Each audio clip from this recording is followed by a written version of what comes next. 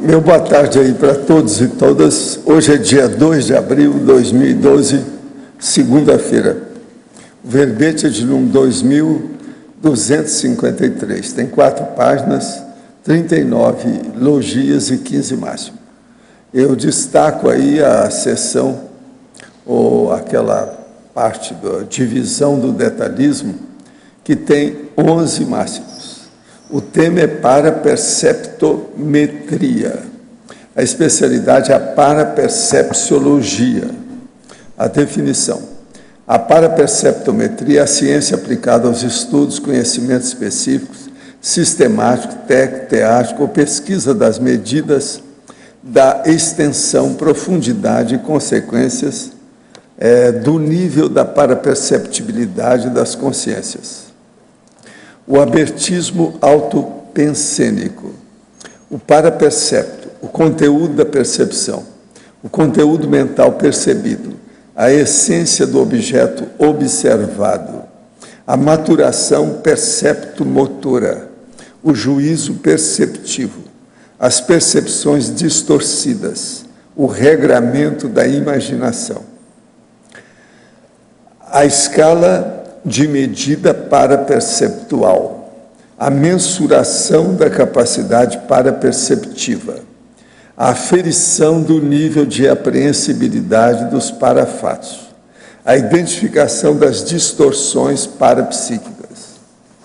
Na argumentologia tem o tópico sobre a taxologia, com 14 elementos de avaliações paraperceptométricas. Na remissiologia dos 15 verbetes, nós destacamos 5. Agudização do autoparapsiquismo, autoparapercepciologia ideal, autoparapsiquismo avançado, consistência paraperceptiva e paraconscienciometrometria. Agora, a frase enfática. A paraperceptometria, como ciência aplicada aos estudos técnicos das medidas da paraperceptibilidade, deve, racionalmente, ser empregada por todas as consciências intermissivistas. Você, se intermissivista, emprega a paraperceptometria? Desde quando? Mega análise, são 20 itens aqui com o João Paulo. Paraperceptibilidade, qualidade, quantidade, profundidade, autotecnicidade, nível, critério, mensuração, aferição, informação, avaliação, auto-organização, autoparapercepciologia, extrafisicologia, multidimensiologia, parafenomenologia, paraconscienciometria, paracerebrologia, parapsiquismo e perceptarium. Agora, o verbete aqui do dicionário, nós temos aí integraciologia, que é um argumento paraprospectivológico. Na complementação, a gente dá aqui os processos das megas integrações existenciais, naturais, imperativas. Existem as importantíssimas mini-integrações técnicas, escolhidas pela consciência lúcida para a autoevolução. Então, aqui nós damos 25 sobre o assunto, que vale a pena a pessoa ver esses 25. Agora, quem quiser ver, ainda tem no adendo 7 categorias de argumentos sobre o assunto. que tem relação com o caso. Agora, questionamento. Sou mini-astênica. Recebi o diagnóstico no ano de 2008. Atualmente venho estudando muito sobre as doenças autoimunes. Gostaria de saber qual o melhor trabalho para entender e curar consciencialmente essa doença. Olha, aí é preciso ver com calma. Nós temos que ver aqui com um especialista. Isso aí é complexo. Atualmente o povo está estudando muito isso. Essas doenças não são fáceis. Hein? Ela está miastênica. Miastenia, aquela braba. Então é doenças autoimunes. Ela está sabendo. Então ela está querendo saber, hoje, onde é que pode ter, quais as fontes que tem para estudar miastenia. Essa aqui é miastenia grave, que é um negócio antigo. Isso. O problema é esse aqui não é fácil. Ela é de Brasília. Agora, fatologia, página 4, segunda linha. Como podemos escapar das percepções distorcidas que nos levam a tantos autoenganos? Como otimizar a captação da essência do objeto observado? Olha, o processo todo é a pessoa começar a ver mais detalhes nas suas parapercepções. Então, ela tem que melhorar o processo da paraperceptibilidade. Isso aí melhora tudo. E a pessoa começa a errar menos nas abordagens que ela faz. E outra coisa, ela começa a ficar mais profunda nos processos das pesquisas. Na parafatologia, página 4, terceira linha, como calibrar nossa aferição do nível de apreensibilidade dos parafatos? O problema todo é se organizar mais, disciplinar tudo que tem, fazer registro das vivências. Quanto mais a pessoa fizer isso, melhor. E, pelo outro lado, tem o processo da teática, a parte pragmática. É usar bastante o estado vibracional para que melhore também o holopensene da pessoa, então ela vai ter mais assistência extrafísica. Efeitologia, página 5, quinta linha. Poderia nos detalhar os efeitos omnicatalíticos dos poderes conscienciais em ação? É a hora que a gente faz aquilo que nós estávamos falando ontem. Aqui, pangrafia. A pangrafia que dá os efeitos omnicatalíticos, porque junta tudo, coordena tudo, conflui tudo positivamente para um mesmo foco. Então, o megafoco enriquece, ele aumenta.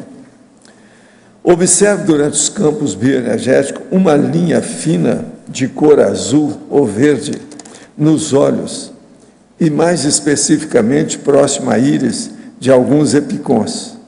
Pergunto, as outras pessoas, se observarem isso, não confirmam o mesmo. O senhor saberia explicar o que pode ser isso?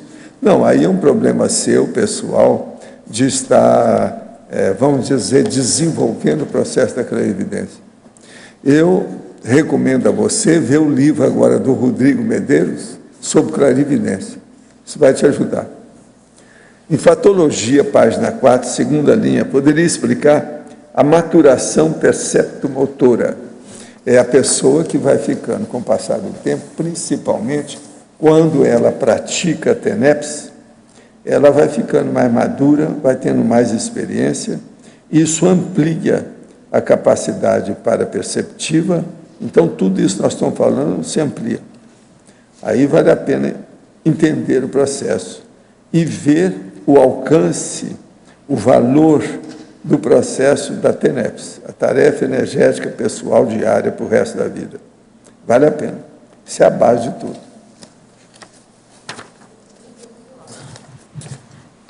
Sim. Ainda na primeira página, também na fatologia, eu ia perguntar esse aí da maturação. O senhor podia falar um pouco mais do último item, o regramento da imaginação? O regramento da imaginação. Uma das coisas mais difíceis que nós temos como faculdade mental, ou, vamos dizer assim, talentos intelectuais que a gente possui, é justamente a imaginação. A imaginação, ela precisa de ser educada, ela precisa de ser domesticada, ela precisa de ser, vamos dizer, regrada, como eu estou falando, junto com o problema do mental soma. Então, tem que haver um discernimento muito forte em cima das fantasias que a imaginação cria. Por isso nós estamos falando do regramento da imaginação. O senhor tem alguma técnica para essa? Se não tem regramento da imaginação, ela ainda comete muita bobagem e ela fica muito ainda infantil, muito crianção, entende? Agora, o que é? Todas essas técnicas, nossa, Tânia, da conscienciologia, que procura dar à pessoa as possibilidades de organizar o mental soma, ajuda o regramento da imaginação. Mas se Agora, a coisa toda, a primeira coisa que a pessoa tem que fazer, a primeira reação dela é o seguinte: quando ela vê que ela está além da maionese, está entendendo? A situação está precária. Pois é. De Menezes. O negócio é terrível, a hora que ela passa da conta. Então, o problema nosso é pensar em duas coisas: racionalidade e logicidade. Agora, ponderar a partir disso. Então, com isso, a gente corta o problema. O que a pessoa precisa mais para isso? É lógico, é a autocriticidade. Se ela não tem autocrítica, ela nunca vai chegar num nível assim que possa aplicar bem a paraperceptometria. Ela vai ficar por baixo. Agora, uma coisa séria: para a gente ver se uma pessoa ela tem chance de evoluir mais depressa com a paraperceptometria, é ver como ela analisa os fatos objetivos, concretos, materiais, dia a dia. Através disso que é a física, a química, a bioquímica, é examinar isso. Se ela tem lógica naquilo que ela examina, essa concretude. Mas se eu tenho a deficiência no regramento, nesse aspecto, como que eu vou, dentro da minha incompetência, como que eu vou até analisar? Como que eu vou ver a lógica? A síndrome de Swedenborg mostra aonde a pessoa vai para o buraco. Isso aí. Então, o cara era totalmente lógico e racional. Durante a vida toda se dedicou ao processo da ciência. Criou uma série de coisas. Era a maior cultura da época, o homem que mais leu livro na ocasião da vida dele. Não houve contemporâneo igual ele. Todo mundo achava isso. Agora, na hora, então, que aparece lá uma consciência para ele, lá numa cadeira, numa poltrona, num canto, ele acha que é o J. Cristo, muda tudo e vai para o lado do pai dele, que era bispo. Jogou tudo por terra. Até quando ele estava na ciência, ele era lógico. A hora que ele saiu, ele ficou irracional. Ele usou uma fusilógica, uma outra lógica incompetente. Agora, o que a gente vê aqui é justamente isso. Se não tiver esse regramento da imaginação, dá na síndrome de Swedenborg. Obrigada. Sim. Complementar que a fase lógica não é nada disso que a Tânia falou, não, tá, Tânia? A fase lógica... Não, porque ela falou assim, então ele saiu para uma fase lógica.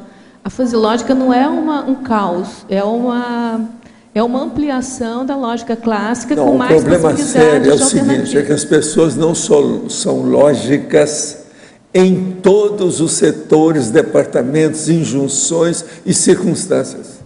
Se aumenta, faz uma pressão, que aquilo contingenciamento faz uma pressão em cima dela, ela deixa de ser lógica. Outra coisa, tem gente que é muito lógica no laboratório, a hora que vai para casa deixa de ser, bate na mulher, briga com todo mundo, dá chute no cachorro.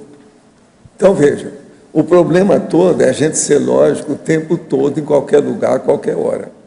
Isso é que é o difícil. É aí é que vem a imperturbabilidade, que eu estou falando isso aqui há vezes. Esse é que é o sério, imperturbabilidade. Aquele equilíbrio íntimo, aquela harmonia constante, consecutiva. Isso aí é que falta.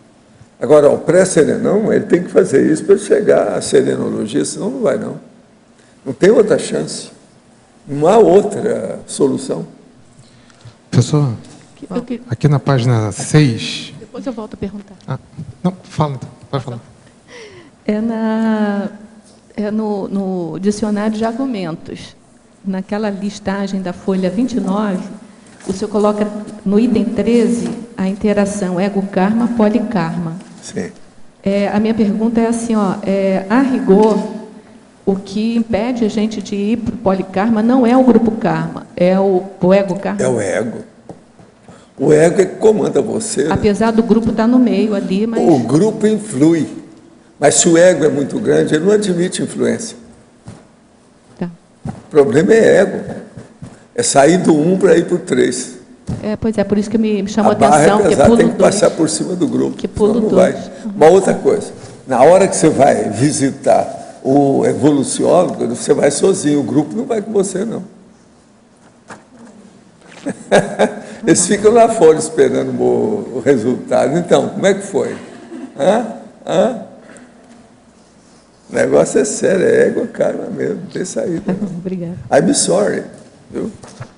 Professor, aqui na página 6 do verbete da enciclopédia, na taxologia, lá embaixo, o senhor pode explicar melhor o item 4 de cognoscibilidade? Para entendimento restrito ao cosmovisiológico. Então, vamos entender. Entendimento. O entendimento multidimensional, paraperceptivo. Então, primeiro, você sai de uma coisa, então você quer fazer até da multidimensionalidade uma monovisão. E não é.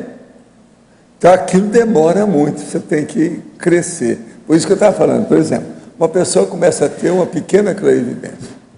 Depois aquilo vai ampliando. Chega num dia que ela tem até psicografia, ela recebe e vê que aquilo não é dela, etc. Tal. Vai chegar um dia que ela pode ter a pangrafia. Com a pangrafia, ela entra na cosmovisão. Mas enquanto ela está pequenininha aqui, ela está com a monovisão. Eu chamo também isso de ego-visão. É uma visão egóica ainda, muito restrita, muito forte da pessoa. Escuta quantas pessoas já assinaram o livro aí. Você olha para mim? Eu quero falar uma coisa aqui, mas eu queria falar que tivesse um pouco mais de gente aqui, que é um negócio brabo, muito brabo, coisa nova. Entende? Então eu estava esperando, nós já estamos aí faz 15 minutos, 16 minutos, ainda não veio muita gente. Hoje eu sei que não veio muita gente, mas eu estava querendo ver. Quantos? 33 assinados. É? Tá bom. Tem mais uns 2 ou 3 assinados, são os preguiçosos. Então eu vou esperar até a 1h para falar a verdade aqui para vocês. Um anel verdade, um anel verpom, prática, séria. Negócio seríssimo, que é uma coisa nova aqui para nós. Totalmente nova na Cognópolis. Faltam 13 minutos. A hora que for 1h, vocês me falam que eu falo. Está chegando mais uma. Vamos ver se em 13 minutos vem mais 13. Não é isso? Professor Waldo, pessoal no B aqui, na ponta aqui. Professor Waldo, o senhor pode detalhar um pouco mais essa parte do Swedenborg com o problema da imaginação? O que na imaginação dele fez ele desviar, vamos dizer assim? O problema todo dele é o seguinte, eu acho que ele se cansou de ficar sozinho no meio daquela condição árida do processo da ciência seca. Então, a hora que ele viu aquilo e viu que tinha outra coisa, ele deu largas à imaginação. É assim que o povo fala, dá largas à imaginação. Ele deixou que a imaginação tomasse conta dele. Aí ele exagerou, fez bobagem, não assumiu a mesma condição racional e lógica que ele assumia com a ciência. Que é uma pena, né? Ele desperdiçou, jogou fora a situação. Tá falando uma pena. Mas você acha, então, que, na verdade, assim, ele não aguentou mais bancar a condição que ele estava de... Não, ele foi para o buraco, né? Não precisava fazer nada daquilo. Ele estaria muito mais, seria muito mais ouvido, o povo daria muito mais valor para ele, se ele tivesse conservado a racionalidade. Agora, ele fez tudo quanto foi experiência. É tanto que o diário dele chama Diário Espiritual. Entende? E a melhor coisa que ele escreveu foi o Diário Espiritual, que mostra a experiência dele. Agora, ele era impressionante em matéria de pesquisador. Foi o primeiro cara que descreveu o ectoplasma, sem falar que é ectoplasma, ele mostrou direitinho aquilo que saía dele. Tem no Diário Espiritual. Professor Waldo, mas, por exemplo, na hora que ele deixa se levar pela imaginação, aí entra assédio em cima dele, por exemplo, e segura ele naquela condição que ele estava. Aconteceu isso com ele, por exemplo? Como é que é? Por exemplo, na hora que ele sai da parte da razão e entra a emoção, que a emoção dele que fez o processo da imaginação, né, ficar mais aparente, ficar mais presente. Aí exagera, né? Sim, mas e ele começou, fez umas coisas muito bobas, que ele falou no céu e inferno, as bobagens, tudo. Coisa que vinha antiga. Então, mas nesse... Agora, aquilo foi uma pena. As pessoas são assim. Ele julgou o negócio do buraco. Sem necessidade. Mas, professor, nessa hora entrou assédio nas coisas dele, por exemplo? Não, entrou aquilo para mim foi ele mesmo. Porque eu tive contato com ele, o Zé teve. Aquilo é autoassédio, claro. Não há dúvida. Tinha muito assédio. Pode ter sido um ou outro, fora, etc. Mas processo de resolução. Ele era e é uma consciência muito forte. Matéria de pensamento. Entende? Entendi. Há uma cabeça, Swedenborg. Valdo, mas por que mesmo ele saindo da lógica, continuou a ver as aparições e tudo mais? Houve aparições. Ele saiu fora do corpo, porque ele tinha capacidade para isso. Ele foi muita projeção. Tá, mas aí por que o extrafísico não parou aquilo ali? Nós fizemos o que a gente pôde, mas não adiantou. Agora, o ambiente dele é difícil. Um cara forte daquele, com aquela cabeça, ele intencionou fazer outras coisas, não adianta você forçar a barra. Quem manda na cabeça dele é ele. E outra coisa, a gente não vai bancar o assediador para torcer as coisas, porque isso também ia piorar a cabeça dele, em vez de ajudar. O que é duro no processo do amparo extrafísico é justamente isso. Não adianta você forçar uma situação para a pessoa fazer uma coisa mais correta. Se você forçar muito, aí é que piora tudo. Que vai ser um assédio, aquilo piora a parte neurológica, o sistema nervoso central, tudo vai para o espaço. Joga no buraco a condição dele. Então, não pode fazer estupro evolutivo. Não dá. Mas o que ele viu que fez ele associar, no Zéfiro, que fez ele associar com o J. Cristo? Por que ele fez essa associação de achar que era o J. Cristo? Sei lá, na cabeça dele. Eu penso que foi o negócio do pai, né? Que era bispo. Então ele já pegou as cabeceiras, porque tudo dele era grande.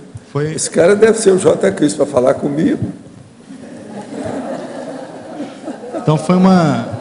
Agora, o pior é que era eu que fiz isso. O professor... E eu. Provavelmente uma priorismose. É que ele tinha uma educação religiosa Gente, muito forte. é muito difícil falar de lá para cá. Se é difícil a gente falar daqui para lá, de lá para cá também é. E outra coisa, quando a pessoa bitola ali, ó, fica lá, como é que faz? É porque tem aquela coisa do cérebro, né? Quando ele não sabe, ele complementa com o que ele já conhece, aquilo que a Mabel falou. Tem o processo da memória. Ele tem uma memória, formação essa pessoa não muito tem grande uma do coisa pai. que ela não lembra bem, ela pega aquilo que tem e põe no lugar para tapear. Então é muita coisa pseudo. É imaginação. A imaginação é cheia de pseudos. Está cheio. Como é que vai?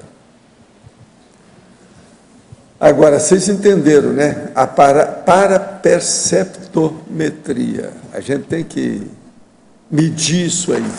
Agora, é bom examinar aqui o que nós estamos falando sobre os processos dessas medidas, 14 elementos de avaliações. É olhar isso aqui. Amplitude da paraleitura energética, captação de transverpon. Isso aí está clareando bem.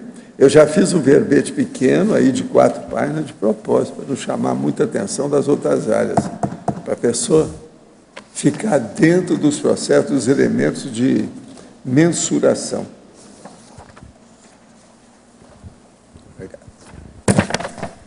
É comum falarmos das consciências transmigradas, porém gostaria de saber no caso dos integrantes da CCCI que vieram para esse planeta. Quando o Max Mecanismo resolveu nos mandar para cá, viemos por mérito ou demérito? O que o senhor pode dizer a respeito disso? Cada um depende disso, você que sabe. A maioria, às vezes, veio acompanhando o grupo. Agora, precisa de saber se o grupo era bom ou como é que era. Eu não ponho a mão na cumbuca para nada, tá? Tem que ver. Na sinergismologia, página 4, segunda linha, gostaria que ampliasse o sinergismo, automotivação evolutiva, autodisciplina perseverante. Tenho tentado me manter de forma constante nesse sinergismo atípico e muitas consciências confundem a autodisciplina perseverante com radicalismo. Sei, mas você não fica pensando nisso.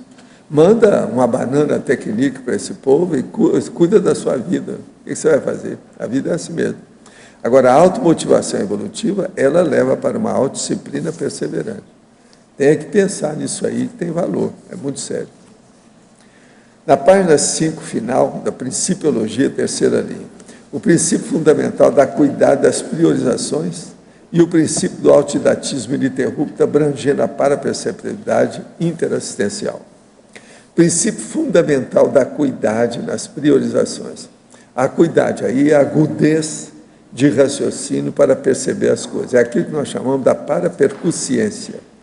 Então, a primeira coisa, o princípio que você tem que ver é o seguinte: o que é prioritário nisso? Então, você tem um fenômeno. A primeira coisa que você tem que perguntar é fazer a análise de conteúdo. Qual a mensagem desse fenômeno? Isso não aconteceu à toa. Se ele ocorreu, tem uma meta, um objetivo, tem uma razão, um propósito. Então, isso aí é que a pessoa tem que ver. Agora, o autodidatismo ininterrupto, abrangendo a paraperceptibilidade, é você pesquisar o processo da parapercepção o tempo todo, anotar, registrar, para ver o seu desenvolvimento. Coloca isso no tempo para ver como é que você está evoluindo, se desenvolvendo nessa situação. Isso também é muito importante.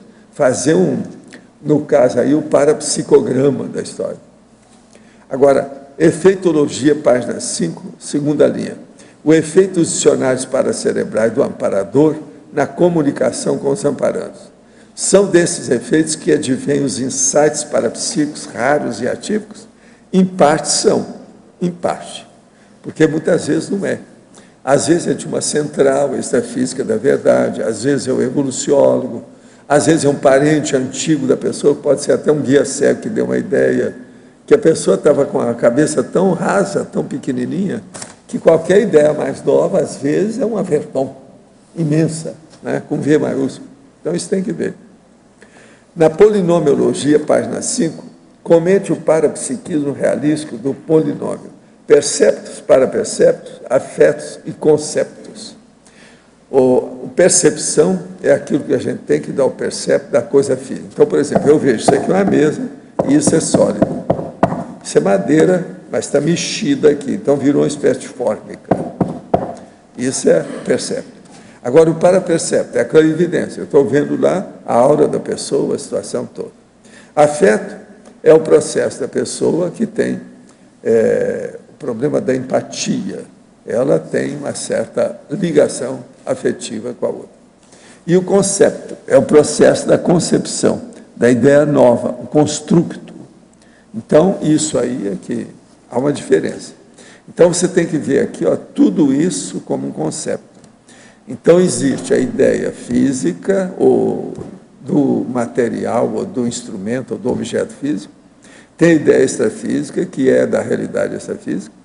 Tem a ideia emocional, que é do afeto, do sentimento. E tem o conceito, de modo geral, que é o processo da ideia, a verpom, etc. Estou em tratamento psiquiátrico há mais de um ano e ainda não passou a vontade de chorar e a angústia. Tento criar vergonha na cara, como o senhor sempre recomenda, e ainda assim não faz efeito. Passo épocas um pouco melhor, mas tudo volta. Não consigo trabalhar com as energias, parece que me falta força. Não me conformo com a separação em função de sentir que há coisas a resgatar também, por causa de uma filha, hoje com 4 anos. Já tentei novos relacionamentos, mas não consigo me interessar por outros homens. O que posso fazer? Peço para me colocar novamente da sua tenefes. Ok, vamos trabalhar. Agora, EV, você precisa de EV. Né? Tem um cara que uma vez falou assim, olha, está na hora de arranjar uma Kombi de som e atravessar a cidade inteira falando, EV, é hora do EV. Olha, o EV está como de som. Na tecnologia, página 5, segunda linha. Gostaria de saber mais detalhes sobre a técnica paradiplomática. Isso aí você tem que falar com a nossa chefe, a Cris Aracá, que está aqui, que ela é que é especialista nisso. Você não quer falar nada sobre a paradiplomacia? Seria bom você tocar no assunto. Eu acho que tem bastante relação com a condição da assistencialidade, e uma questão importante é você ver o momento certo, as palavras corretas e as pessoas na hora que você for fazer uma abordagem. E aí, nesse caso, fazendo o link, né, com a condição da paraperceptometria, isso é muito importante, porque justamente pelo avanço da condição paraperceptométrica, você pode ir qualificando e, digamos assim, melhorando as suas técnicas paradiplomáticas em sentido de abordagem, tanto de consins quanto de consciexes. 1 hora. Já houve preenchimento de alguns claros, então eu já posso falar. O caso que eu quero dizer para você é o seguinte: nós vamos criar aqui uma condição nova chamada círculo mental somático. Isso vai ter início no dia 7 de abril agora, daqui 5 dias, sábado, às 8 horas da manhã, aqui no Tertuliário.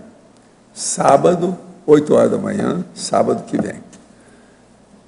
O principal objetivo desse círculo mental somático: promover o debate sobre temas avançados da conscienciologia e da sociedade em geral.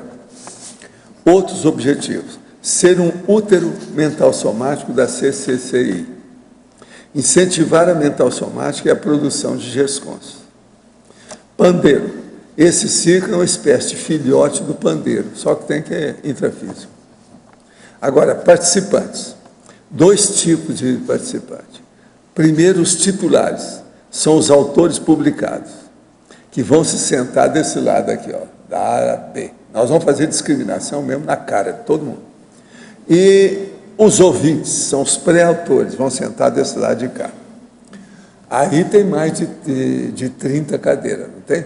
Então cabe, porque já tem 30 autores para sentar aqui, se eles já aparecerem todos. E vão ter outro tanto que são do lado de cá. Agora, o que se passa? Os titulares são os autores publicados. Os ouvintes são os pré-autores. Entende? Por isso que a gente vai separar uns dos outros, que é muito importante para a gente saber quem é quem.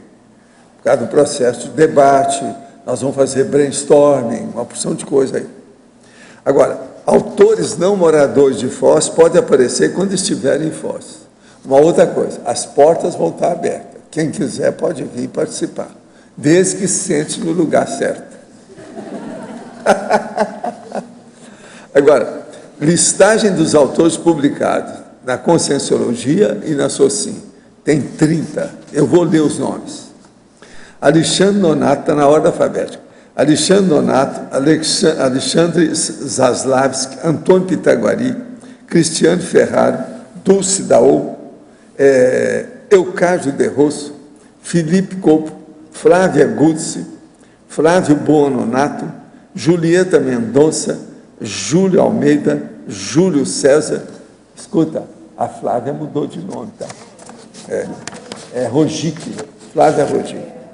Cátia Aracaque, Lilian Zolê, Lourdes Pinheiro, Luciana Ribeiro, Luciano Vicente, Luci Luft, Mabel Teres, Malcolm Tafner, Malu Balona, Marcelo da Luz, Marina Tomás, Maximiliano Raiman, Moacir Gonçalves, Nara Oliveira, Rosemary Salles, Rion Braga, Silva Muradas, né?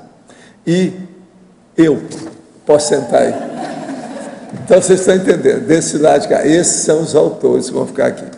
Agora, uma listagem preliminar, porque nós não sabemos todos os que vão participar, a gente precisa de ver. Preliminar das consciências ouvintes. Adriana Chalita, Adriana Lopes, Antônio Fontenelle. Você pode já ficar aí, que você passava, tá certo? Arlinda Alcadipani, César Cordioli, Cristina Aracaque, Cristina Vicentim, Daiane Roça, Hernani Brito, Everton Santos, Jarbas Paranhos, João Paulo, Loche, Marcelo Silva, Mário Oliveira, Otto Mendonça, Pedro Fernandes, Roberto Almeida, Roberto Laime, Rosa Nader, Rui Bueno, Tony Muscoff e Ulisses Schlosser. Até agora são esses, mas deve haver mais. Ainda tem mais ainda. O Sandro Batistella e o Eduardo Martins, que são também dessa turma daqui. De modo que essa é a realidade que nós temos. Agora, vai ter uma pauta com o passar do tempo, nós vamos ter debates das situações, mas a coisa mais séria também que nós vamos ter é o problema de fazer brainstorm sobre certos assuntos mais importantes conforme a situação. Quem é que não entendeu, se quiser pode perguntar, que a Mabel, que está orientando a situação toda, ela é a principal responsável, pode responder para vocês aí o que vocês quiserem. O professor, é só deixar claro que os ouvintes, que nem o professor Waldo falou, tem alguns nomes que foram colocados, mas todo mundo está convidado. O que a gente lembrou, foi lembrando na hora, entendeu? Mas as pessoas que quiserem participar, não tem problema.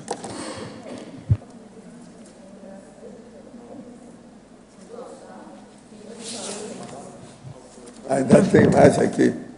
A Aline Niemeyer, Adriana Rocha, Gustavo Vieira. Também esse. O horário é às 8 horas que começa e vai no máximo até 10h30. Pode acabar antes, pode acabar depois.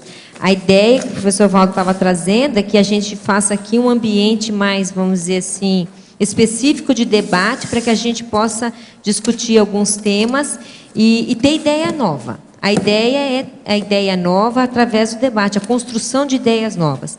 Então, a gente vai fazer brainstorm, vai trazer alguns temas que vão ser debatidos e as pessoas vão participar, junto com o professor Waldo, aqui nessa discussão. Nós vamos ter aí a inteligência, aquela com 2 L's e G, inteligência, entendeu como é que é? Da situação nossa na CCCI. O que você acha disso? De acordo? Alguém aí quer fazer alguma pergunta, quer fazer alguma crítica, alguma coisa? Nós estamos aí, porque deve ir.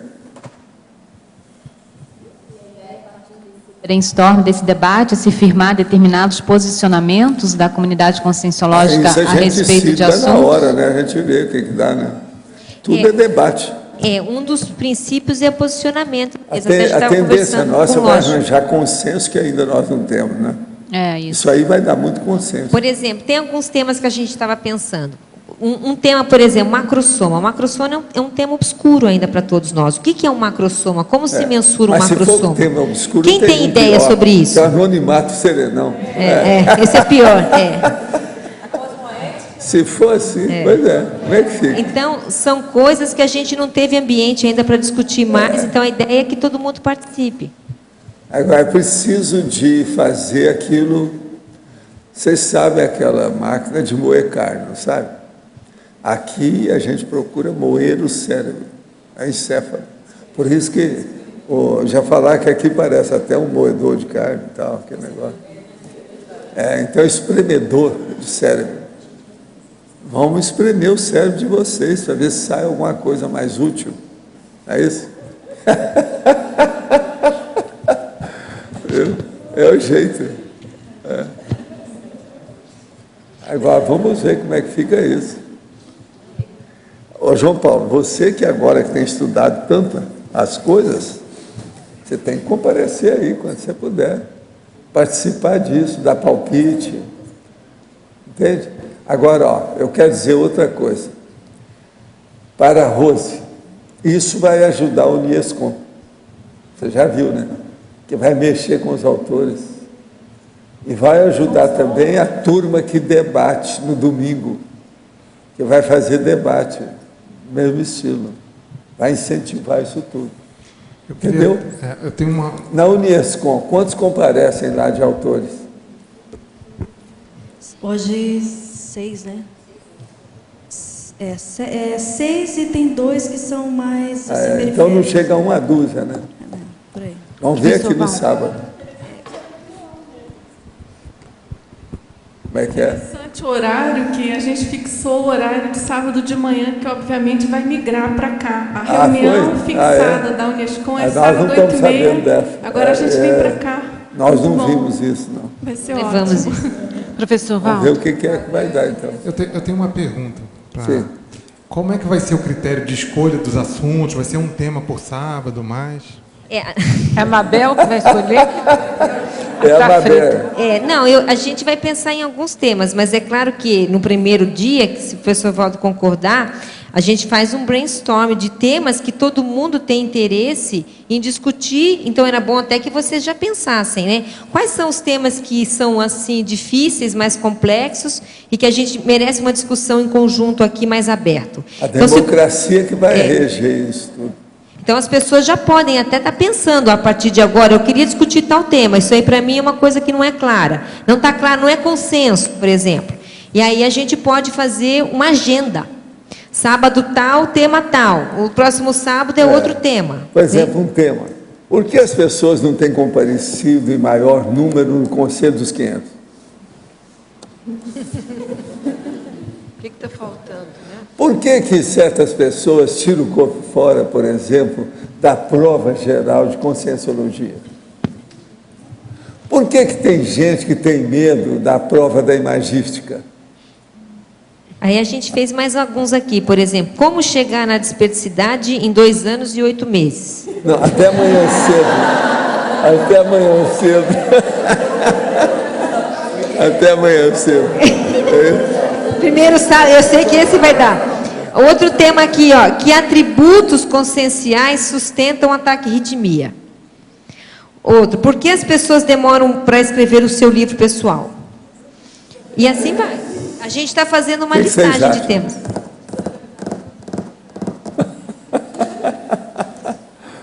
Quem tinha razão, o Zezé Palestino. É a hora da reflexão. Durma com barulho desse. Mas o que vocês acham? Vale a pena fazer isso? Vale? Vale? Como é que é? Você não vai falar nada? Ou é? Leonardo Firmato.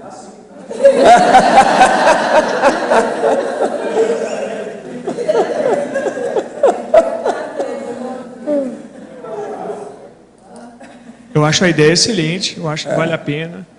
Isso aí vai ajudar muito, principalmente essas perguntas aí do porquê as pessoas não participarem, né? Ô Igor, você precisa aparecer, que você é um cara que gosta de debate e tal. Eu quero aparecer sim. Estuda ali. Eu estou com um curso marcado para esse fim de semana, mas é todo sábado, quando né? for possível. Então. A gente sabe que não é todo mundo que vai aparecer todo sábado, às vezes não dá, né? E outra coisa, o povo também às vezes tem dor de barriga. Tudo isso é possível. Muito bom. Agora, o sábado é um dia mais favorável, né, para aparecer mais gente. Não, mas pode colocar meu nome na lista aí. Esse final de semana eu não sei se vai dar por causa do curso, mas tá bom. Pode colocar. Ó, mais um. Você tem cópia disso, você me deu? Tem. A gente fez uma lista mínima, né? Mas aí vai ter uma lista de presença para quem chegar aí no sábado, só que às 8 horas da manhã que a gente começa, né? Pode falar, doutor. Aí um fantástico upgrade dos sabadóides. É, o sabadóide, eu já falei sobre o sabadóide. É tudo de Ipanema. O senhor falando... Agora, isso é minha ideia, ó. Dezenas de anos lá do Rio, tinha falado. que eu nunca houve chance. Agora a gente está vendo que tem. E as reuniões... Eu acho que tem chance devido a essas reuniões que eu tenho feito na hora do almoço aí, que são as mini-tertúlias. Isso aqui é uma mini-tertúlia que nós vamos fazer. Uma mini-tertúlia especializada. Né? Eu fiquei lembrando em termos de história, assim, de cultura humana. A escola de Frankfurt, a escola... Pois é, a escola, o círculo. Alguns é chamado de clube. Acho que tinha o círculo Agora, de Praga, isso aqui é o círculo de Viena. Entende? A escola de Viena, aquele negócio. Isso. Agora tem aquele Blomberg, o círculo de Blomberg, lá da turma da Virginia Woolf. Esse povo, o Hockenheimer, aquele cara lá do Adorno, que eles também tinham. Adorno. É fazer, aqui nós temos o nosso Hockenheimer e os nossos Adornos. E tem também os Adornos de outra coisa, né? Ou Adornos, né? Professor Valdo, é o senhor que vai conduzir o debate? Como é que é? É o senhor que vai conduzir o Não, debate? eu e outras pessoas, né, a turma toda que estiver aí, né, a gente vai mexendo. Né? Eu vou sentar aqui para equilibrar essas duas camadas. Está respondido, professor Valdo, obrigada. Para segurar a barra, né? Dar um palpitezinho de vez em quando, tal. Vamos ver o que dá. Pode falar, Tânia. É do verbete. Você é uma personagem que tem que aparecer sempre. Não, né? Você é uma pessoa. Não está o não pode ficar nome. fora. Afinal de contas, é a nave capitânia. Não.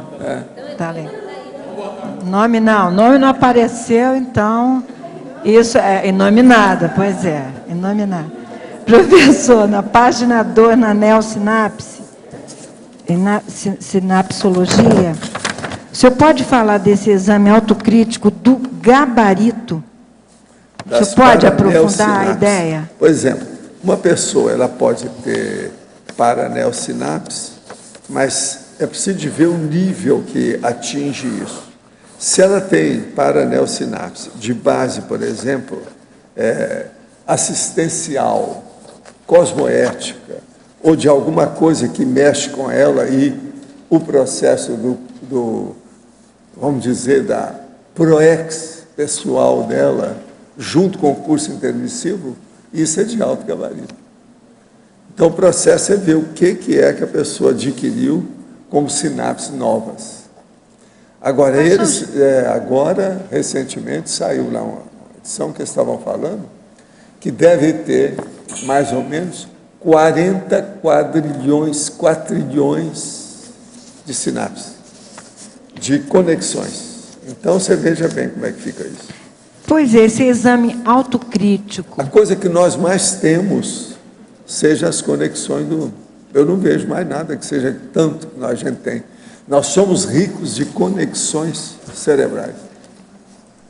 Agora, veja, isso é superior ao nível ou número de bactérias que a gente tem com a gente. Dentro da gente. Isso é impressionante.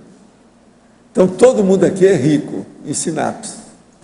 O processo que a maioria não usa, né? Sabe usar, fazer aplicação. Mas as possibilidades do cérebro são essas. Por isso que tem aquela minha hipótese lá da teoria do serenão, que quem ampliou esse cérebro foi o serenão. E ele deixou ele ampliado, para a pessoa só começar a usar. Mas há ainda muita área ociosa que ninguém põe em execução. Sabe, pô? É isso que a gente pensa. Na fatologia, página 4, segunda linha, eu poderia comentar sobre o juízo perceptivo. Isso aí é o processo da autocrítica que a pessoa tem sobre aquilo que ela percebe das coisas, das pessoas, dos assuntos, dos ambientes. Agora, isso fica ainda mais sério e alcança aí um nível maior de exigência quando se mexe com o processo paraperceptivo, que aqui não fica só nessa dimensão respiratória de oxigênio material que nós vivemos, mas quando começa a transcender isso aí, quando entra a ectoplasmia, clarividência, e entra também um ataque ritmia em nível já de, pelo menos, de psicossoma. Então a coisa muda toda. Esse que é o juízo perceptivo. O juízo perceptivo também é o nível da projetabilidade lúcida da pessoa. É o nível, por exemplo, da qualificação da sinalética energética e parapsíquica da pessoa. É o nível da potencialidade que a pessoa tem para praticar e vivenciar o estado vibracional. E por aí vai. Seria aconselhável uma consim fazer estado vibracional no mesmo horário que faz TENEPS? A masturbação diária ajudaria os estados vibracionais ou gastaria muita energia da consim? Olha aqui, estado vibracional e masturbação não tem nada a ver com isso. Não mistura, não, que você está apelando. Mas ele tem, sua razão, ele tem 17 anos só. Então está tudo certo. Agora, ó, não tem nada que ver, não. Agora, outra coisa, esse aí deve estar pensando só em sexo, é essa fase de adolescente. Agora, o estado vibracional, no mesmo horário que faz TENEPS. A TENEPS, a pessoa só se prepara para isso. Ela pode entrar em estado vibracional para se preparar, mas depois ela tem que ver o que acontece junto com o amparador de função da TENEPS. Então é isso. Esse ciclo de debate será transmitido online? Não, não será. Já vamos falar bem claro. É tanto que a gente permite qualquer um entra, mas tem que vir aqui para ver. Pelo menos por enquanto não há ideia disso, porque nós vamos conversar muita coisa da CCCI, coisa nossa aqui e tal. Podemos dizer que a consciência amparadora foi, enquanto consim, desperta? Não. Isso aqui já perguntaram um dia desse, nós já damos o conta, a semana passada. A desperticidade é um critério para ser amparador? Não. Tem amparador que não tem nada de desperticidade ainda, ele está caminhando para isso. A gente tem que entender, não é bem assim não. Não é todo mundo que é desperto, despertos são um número reduzido. Tem muito mais amparador, consciente e mini peça do que desperto. Desperto é menos do que o número de mini peça. A gente tem que entender isso. Valdo, aqui, sim. Lá no grupo da paracirurgia, na pesquisa, a gente está tentando construir um evidenciograma, né? Então, esse verbete de hoje, penso, vai ajudar a gente a fazer alguma coisa nesse sentido. Até um certo a minha pergunta é o seguinte, que dados, ou como tu acha que a gente pode melhorar essa questão de fazer um evidenciograma mais fidedigno, porque nós temos um negócio subjetivo em que a gente quer... Sei, nosso negócio subjetivo, você não pode fugir dele, não. Não, sem dúvida, mas a gente quer transformar isso numa coisa mensurável, e tem a questão dos pedidos da cirurgia. Fácil, é só ver os efeitos da mensagem do parafenômeno. Efeitos da mensagem, o conteúdo do parafenômeno. É aquilo que está falando antes. Todo parafenômeno tem uma mensagem, um conteúdo. Tem que olhar se a pessoa entendeu aquilo e se ela aplicou. É aí que vem o efeito. Isso aí pode ser uma evidência.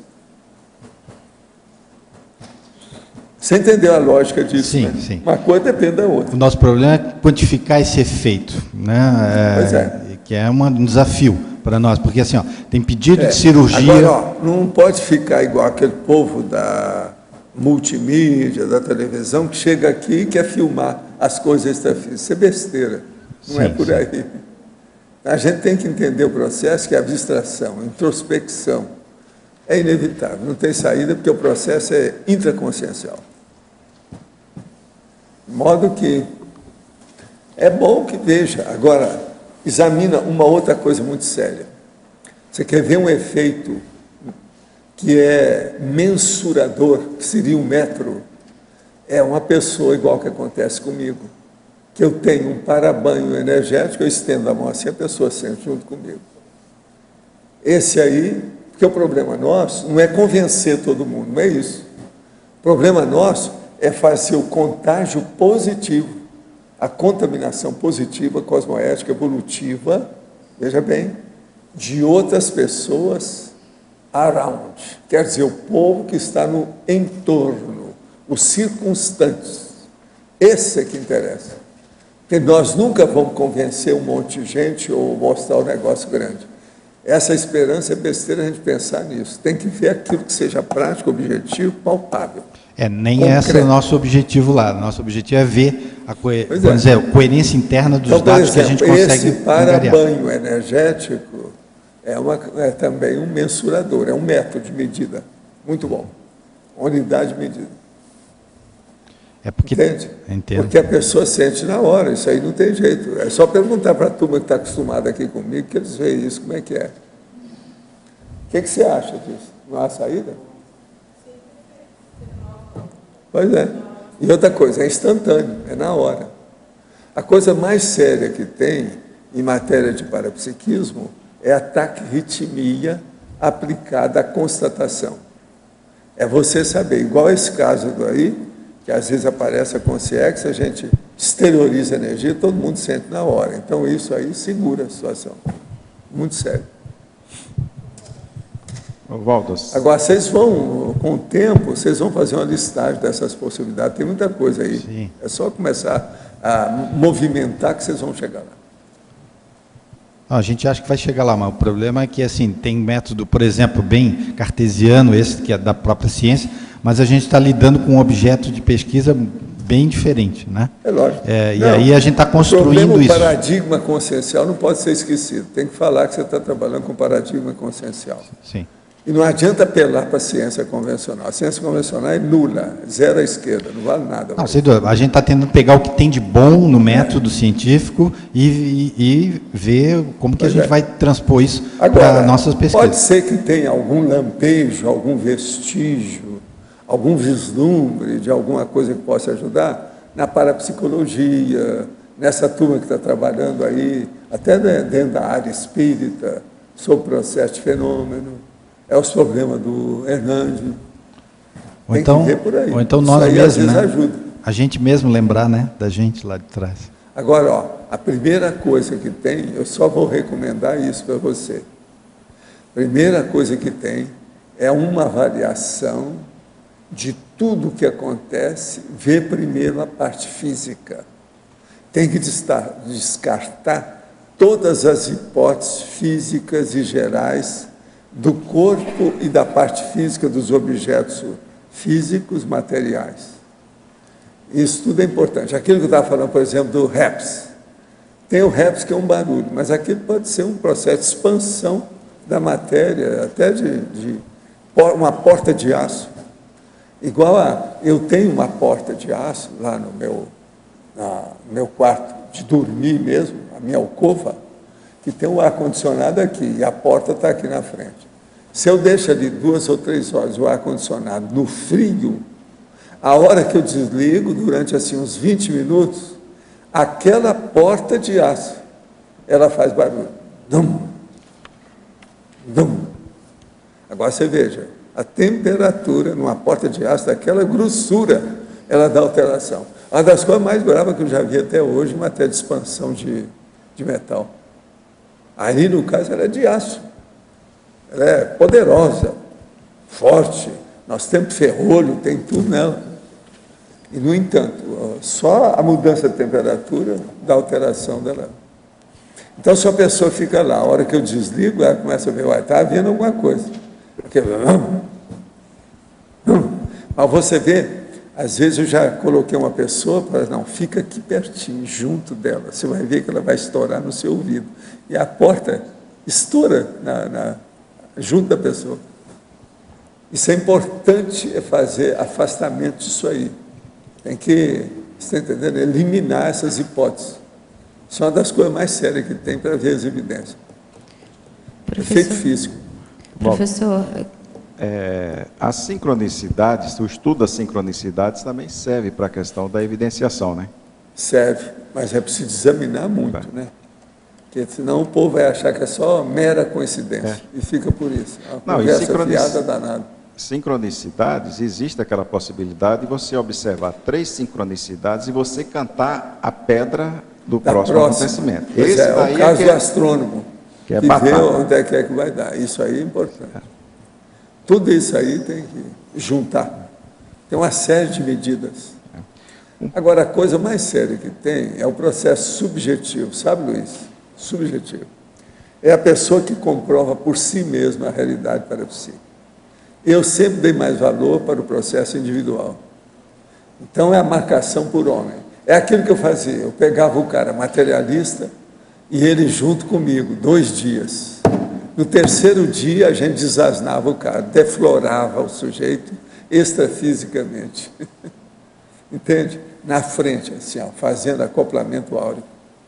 Agora, teve caso que eu parei com isso, que estava me dando muito problema. E a pessoa muda tudo, e a pouco ela quer mudar a vida dela toda em cima da gente, a responsabilidade é muito grande. Eu não... E outra coisa, quase sempre isso acontecia quando tinha algum parente com muita afetividade com a pessoa. Então, eu fazia o acoplamento áudio, na minha cara começava a aparecer aquele parente, e ele, às vezes, dava uma mensagem. A pessoa entendia. Aquilo era um problema, eu falei, não, mas não é possível, é ele mesmo, não é possível. Como é que fica?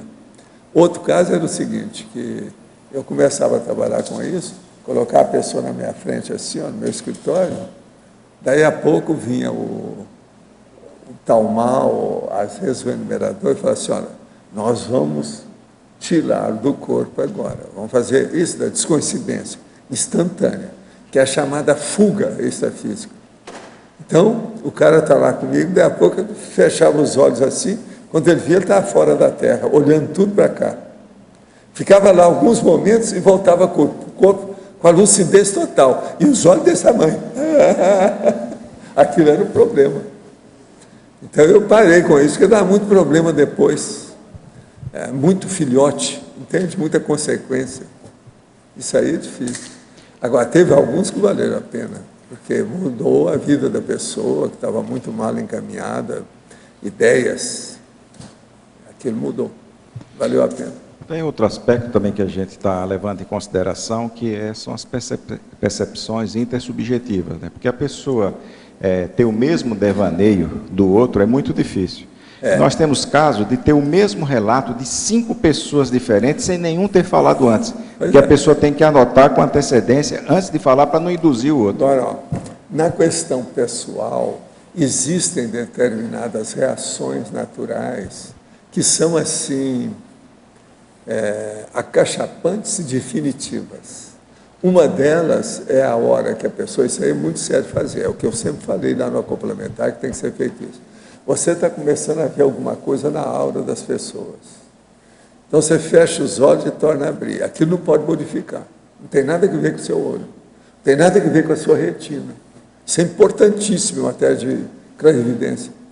Mostra que você está fora, a situação não é. O olho não tem nada a ver com isso. Então você apaga e acende. Quer dizer, desce as pálpebras e abre as pálpebras. Isso aí também é importante. Agora, é o individual que eu estou falando. Agora, do individual, você vai para o grupo. Na hora que você arranjar 10 pessoas que tiveram a mesma reação individual, eles vão começar a se interessar para ver o que é que pode estudar com isso, com 10 fenômenos diferentes que são iguais. Então, vale a pena, as pessoas diferentes. É um processo para estudar mesmo, vale a pena. Professor, Sim. Aqui no B, você podia aprofundar mais a questão da taquirritmia na compreensão parapsíquica? A taquirritmia é o seguinte, ela mostra o problema da pessoa ter uma percepção instantânea e muito rápida, e ela agir em função dessa percepção também com alta velocidade. Então, o processo todo, em primeiro lugar, tem que haver uma pensenização super rápida, que é aquilo que nós chamamos do taquipsiquismo. E depois, fazer a aplicação daquilo também de uma maneira veloz. Então, a taquirritmia é isso. Agora, a taquirritmia é um caminho evolutivo que ninguém foge. Esse é o caminho de todo mundo. Mas isso demora muito. Vai demorar muito até a pessoa chegar lá. Isso não é de uma hora para outra. Você tem que trabalhar, não tem saída. Esse pensenizar rápido seria o pensenizar e agir rápido também, né? Não, é instantâneo. Agora, extrafisicamente, a pessoa está aqui com você. Ela pensa, em segundos ela está na Itália. Entendeu? Na mesma hora. Então, essa instantaneidade, isso aí já é com consciência, que já domina bem as coisas, que não tem nenhum problema de forma, de morfologia, entende? Não há aquele processo de alteração dos mutantes, não tem nada disso. Ele é tudo certinho. Então, isso aí são pessoas geralmente imperturbáveis, que já têm um equilíbrio íntimo muito grande. São pessoas que geralmente não têm mais problema muito grande de conflito, são anticonflituosas, entende? Não tem conflito grande. Então, isso, a hora que junta tudo numa consciência só, ela extrapola toda essa média, esse processo todo que tem. Eu não tenho isso tudo, mas eu já tenho vislumbres disso. Aquilo que eu posso falar de extrapolacionismo. Entende? Parece até que eles permitem que eu tenha para eu entender bem isso, para poder escrever, porque senão a maioria nem pensa nisso. Para você ter uma ideia, há mais ou menos 20, 30 anos, lá no Centro da Consciência Contínua, eu já começava a falar, depois no Instituto, eu comecei a falar em perturbabilidade, o povo me xingava, só faltava me cuspir na cara. que acharam que isso era impossível na Terra, com a situação toda que tem. Eu calei a boca. Falei assim, não, decidi levedar mais a massa. Tem que semear mais coisas, explicitar esse negócio, mostrar como é que é. Até que agora, eu já falo nisso, ninguém me cospe na cara. Com relação ao para-banho, quando vem uma consciência aqui, o senhor dá aquele para-banho, estende as mãos. Isso é instantâneo. Isso aí é quase que taquitímico comigo. Pois é. Mas agora o problema é preciso ver quanto tempo isso dura. A consciência ficou aqui comigo quanto tempo? Que às vezes o banho vai, ó. Você quando toma banho, você pode tomar um banho de gato de 5 minutos. Você pode tomar um que você demorou 1 hora. Depende do exercício que você faz. Aqui é a mesma coisa. Agora eu queria saber o seguinte, se é uma consciência, assim, não sei se é um evoluciólogo, um desperto, alguma coisa assim, que não seja, o senhor dá passividade, tem um acoplamento da passividade e a exteriorização... passividade para aquele que eu chego, que eu já conheço tudo isso. Eu já tenho know-how dessa história. O que você pensar já aconteceu. Eu tenho elementos do passado, exemplos para eu saber. Entende? Então, com isso, eu abro o jogo. Eu deixo a coisa acontecer. Mas aí que está, vamos supor, que vem essa consciência aqui visitando, não conhece, está conhecendo aqui pela primeira vez. Como funciona? O senhor exterioriza, tem intenção de exteriorizar ou não? Eu noto como é que é. Eu sempre tenho percepção disso tudo. Minha sinalética é maior do que isso. Eu percebo tudo. Eu não tenho problema com isso. Por isso que eu falo nisso hoje com muita tranquilidade, sem problema nenhum. Agora, ó, eu tenho isso há muito tempo. Quando essas coisas ocorreram comigo, eu custei até fixar. E outra coisa, aquilo não era contínuo, não era consecutivo. Hoje não. Hoje eu não tenho mais problema com isso. Mas então, na maioria das vezes... Comigo hoje é muito difícil de uma consciência que está com energia muito negativa aguentar ficar perto de mim contra mim. Não dá. Ou ela fica a favor ou ela não aguenta ficar perto de mim. Agora, ó, isso é com todo mundo aqui acontece. Depende do nível que a pessoa está e a autolucidez que ela tem disso. Porque muitos aí têm isso, mas não têm lucidez dessa história. Eu não levo isso em consideração. Agora, eu não. Eu levo, porque eu estou sempre estudando, estou sempre fazendo pesquisa, tirando minhoca de cimento, ciscando. Você está entendendo? Ciscando o tempo todo. É a vida. Mas, assim, na maioria das vezes, o senhor dá passividade? Como é que funciona na maioria das vezes? Não, eu sinto o negócio como é, eu dou passividade na hora, sem problema. Agora, por exemplo, quando eu vejo que tem algum boi na linha, eu quero ver primeiro o que é. Aí eu noto, se tem a minha equipe que está lá, eles que trouxeram, também eu dou passividade na hora. Agora, ó, se eu estou digitando sozinho, de madrugada, no computador, eu paro na hora e deixo a coisa acontecer. Agora, tem aqueles processos vamos dizer, da assistência integral e repentina, abrupta, pois é, do ataque extrafísico, que a pessoa melhora na hora. Aquilo é uma loucura.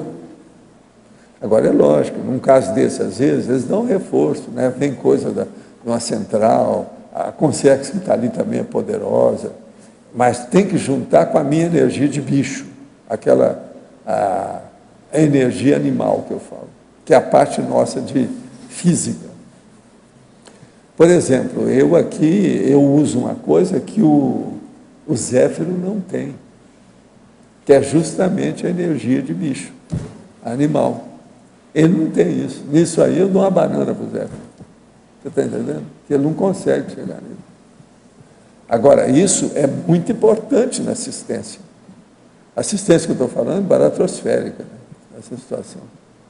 Na interaciologia, página 5, terceira linha, aprofundar a interação Locke intrafísico, Locke extrafísico. O processo todo aqui é o seguinte, é a hora que você junta o solo pensênis que você tem, aquele que você tem aqui, junto com aquilo que você tem a percepção, ou que você tenha empatia, afinidade. Se isso acontece com essa interação, o nível de percussiência que você tem com o fenômeno amplia demais. Então, por exemplo, uma coisa é você ter uma relação de um fenômeno, parapsíquico, num local que é um holopensene, que você já vivenciou alguma coisa lá quando era consciente, com o ambiente que você está aqui. Que é isso aí, ó, há um casamento do processo, com possibilidade de potencialização de tudo. Então, isso é que é o loco intrafísico e o loco extrafísico. Então, por exemplo, o problema da minha base intrafísica, junto com aquele local da UFIEX, uma coisa potencializa a outra. Isso aí é um bom exemplo para a gente entender o que é o loco intrafísico e o extrafísico. A UFIEX, auto-UFIEX é isso.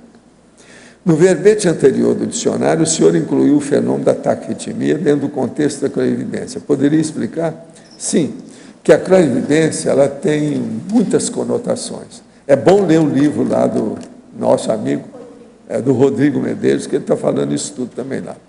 Agora, isso é um fato. Uma clarividência, por exemplo, a pessoa pode ver apenas alguma coisa aqui da aura da pessoa. Daí a pouco ela vai ver, às vezes, uma consciência que está junto com ela, junto no mesmo ecrã, a mesma tela. Lá pelas tantas, através daquilo ali, ele vai ver uma coisa à distância. Daí a pouco ele pode sair numa clarividência viajoura e ir até lá, instantaneamente, ver o que tem lá e torna a voltar. Então, ó, só isso aí, há uma sucessão de fenômenos um depois do outro. Tenho 35 anos, trabalho em um centro espírita, dando passe há uns 8 meses. Passei mal e eles não souberam me ajudar. Resolvi buscar ajuda na internet, onde encontrei o IPC, estou fazendo o CIP pela primeira vez. Estou aprendendo a trabalhar com as energias, porém, ao fazer o EV, fico com dor de cabeça e dor no peito. Isso é normal? Tenho um problema de saúde faz 5 anos. 3 cirurgias, mas não houve melhora. Está relacionado com a minha imunidade. Realizei exames, está tudo bem. Mas o local onde fiz a cirurgia não melhora e acho que vou ter que fazer outra. Será que essa doença pode ser alguma coisa do meu passado? Por favor, inserir meu nome na TENEPS. Está na cara que é do passado. E está na cara que é ela que está dando o processo da dor de cabeça e a dor no peito em você com o EV. Porque o EV você tem que insistir com ele, com calma, que ele vai superar isso aí e vai ajudar o seu processo dessa doença que você tem. EV, vamos trabalhar com isso. Isso é importante. Valdo, aqui no B. Esse exemplo de essa técnica de clarividência que você fala, de fechar o olho, depois voltar a abrir, porque não tem, assim, você ilustra assim que não tem nada a ver a visão física com a clarividência, certo? Então, por que na hora que você fecha o olho, antes de abrir de novo, você para de ver, se não tem nada a ver com o olho? Como é que é? Na hora o quê?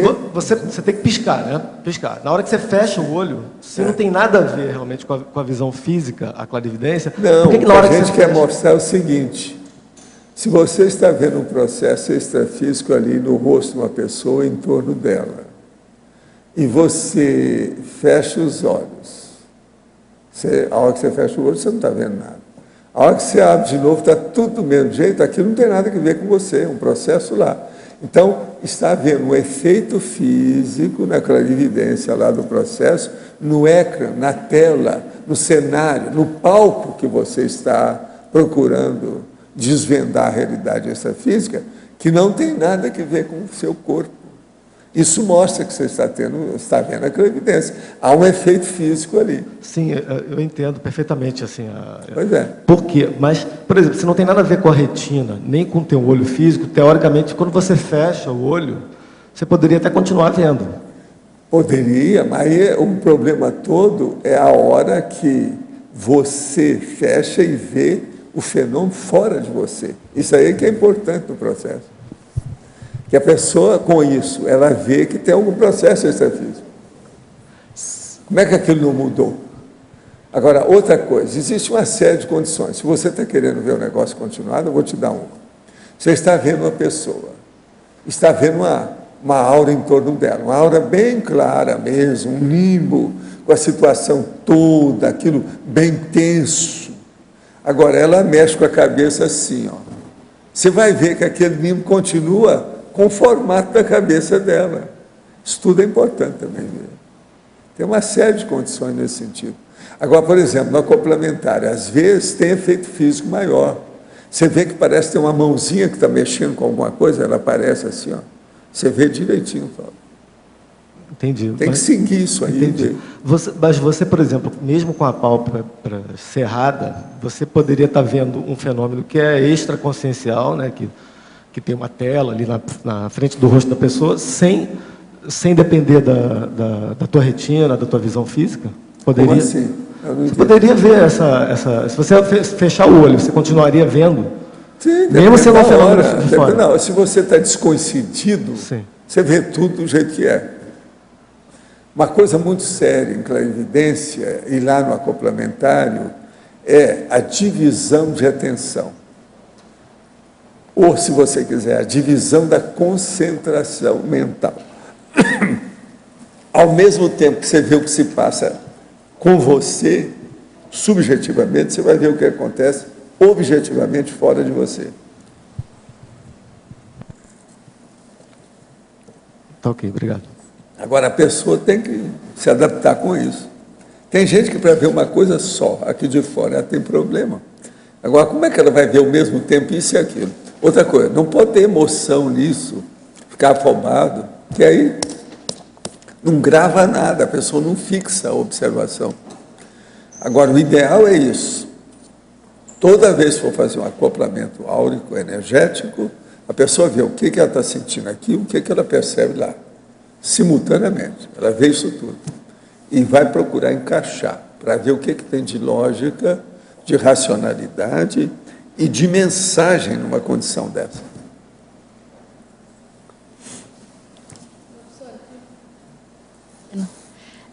Da página 5, interaciologia. A interação fatos para fatos, e depois, se o senhor pudesse, daí da página 6, a número 3, a clareza. Aqui a interação fatos e parafatos, isso, você sabe o que é. São os fatos daqui com os parafatos da outra dimensão. É isso que eu estava explicando. E o outro, o que você quer? E o outro é o número 3, na página 6, que é a clareza. A clareza. Isso. Do paraconteúdo enigmático, quanto à elucidação do parafato ao inequívoco. Então, veja, tem que chegar de uma tal maneira que não tem dúvida a respeito das coisas. Mas, para isso, você tem que ver o paraconteúdo do fenômeno. Aquilo que é enigmático, né? Examinar, perceber, estudar, analisar. Não tem outro jeito. O caminho é por aí. Agora, são elementos de avaliação para perceptométrica. Né? Outra pergunta é o seguinte. O parapsiquismo, a parapercepção, é muito importante no processo do psicossoma, né?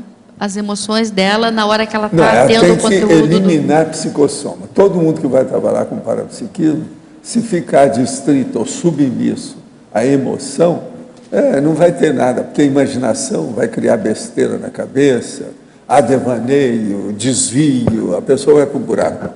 Isso não resolve nada. Aí ela perde a análise racional, lógica. Então não adianta nada. Então seria, vamos dizer, os dois que seria interessante a gente se aprofundar. No estudo da imaginação e do psicossoma nessa interação. Sempre ajuda, né? Quanto mais você estudar as faculdades mentais, melhor. Para o estudo de parapsiquismo, isso é importantíssimo.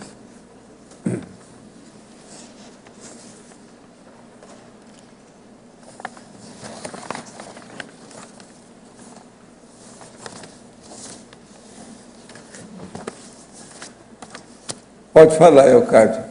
Vem cá, você estava aí quando eu falei sobre a reunião de sábado? Estava. Então tá bom. Me incluíram? E eu queria saber aqui na interaciologia, explicasse os 4F aí, qual é a diferença entre fenômeno físico e fenômeno fisiológico. Onde é que está aí? A interaciologia na terceira linha. A terceira linha. A terceira... É segunda para a terceira. Aqui na definição? Não, na interaciologia. A interaciologia aqui? Sim. Segunda linha. A interação, fenômeno físico, fenômeno fisiológico. Sim. O processo aqui é o seguinte, para a pessoa saber distinguir isso aí, ela tem que estudar um pouco de fisiologia para ver o que é. Porque tem muita coisa que é fisiológica e a pessoa leva aquilo como se fosse um processo extrafísico. Então, é fazer uma comparação entre a parte física e a parte funcional do próprio corpo humano da pessoa, para fazer uma avaliação, fazer o cotejo, confronto, para ver as diferenciações. Isso aí faz parte da mensuração dos fenômenos. Perfeito.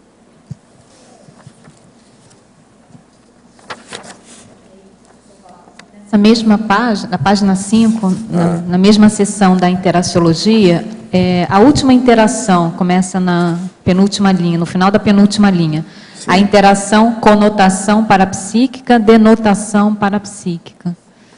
Aqui o processo todo é o seguinte: a interação, quando é conotação, é uma derivação, ela deriva.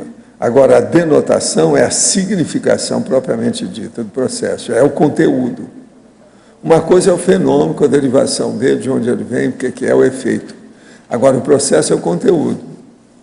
O efeito, às vezes, pode ser alguma coisa que mexeu com a pessoa, seja fisicamente, emocionalmente, parapsiquicamente, e o que interessa é o conteúdo, qual a mensagem que foi dada, que é a síntese do fenômeno. Então, mas é aí que entra o percentual da subjetividade que o senhor estava colocando? A subjetividade não tem jeito de fugir em nada que nós estudamos em matéria de consciência. É isso que a eletronáutica, a ciência convencional, não entende. Qualquer coisa que você pensar, você está colocando sua energia. Aquilo está atuando sobre as coisas, os objetos, todo o processo do contexto. Então, tem jeito de fugir disso. Agora, é uma coisa tão óbvia, mas o povo tem dificuldade de entender isso. É a parte animal, né? A pior coisa que tem é quando uma pessoa tem muita lucidez e ela quer continuar sendo animal. Ela não quer deixar de ser animal.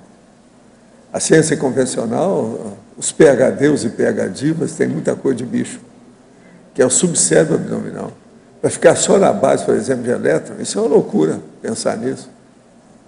Então, o cara dá maior valor para aqueles pentelhos daquele bichinho do Mar Morto, como eu falo, que não vale nada, o bichinho. E não estudo ele mesmo, ou os próprios pentelhos do psicossoma dele. Ele não vê nada. Então, como é que faz? Mas, Valdo, a gente poderia pensar assim, tem alguma coisa na Conscienciologia que poderia melhorar em termos de cientificidade? O que tem de bom na ciência convencional melhorar que a gente poderia? Cientificidade. Sim, é você estudar por você e dar uma banana para o resto. Você vai melhorar, é o parapsiquismo. Você vai caminhar mais depressa, você vira serenão antes da gente. É o que a gente está tentando fazer. O mais não tem outro jeito. Tudo vai devagar.